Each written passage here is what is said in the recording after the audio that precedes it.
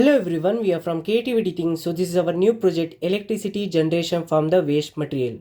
So let's see what are the hardware components we are using in this project. So in this project we are using a waste container where we dump the all kind of the dry waste in that container. By burning this waste we are converting the light energy into electricity energy by using these solar panels. These are the solar panel which convert the light energy into electricity energy. So this electric energy is directly given to the LED, so which will be indicating as the energy is converting, and also we are storing the power supply in this battery. So in the later in night time, so we can turn on the street lights. So like this system, the concept of the project is there. So let's see the working of the project. So right now I'm burning the dry waste.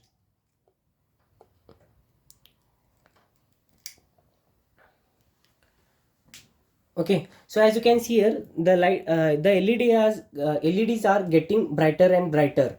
So as you can see here, okay, so like this system, by automatically our solar panel converts the light energy into electricity energy, and in later time we can turn on this street light. Okay, store energy we can use it. So like this system, the concept of the project is there. So if you want this project, please contact us. All the contact information is available in description. Thank you for the watching the video.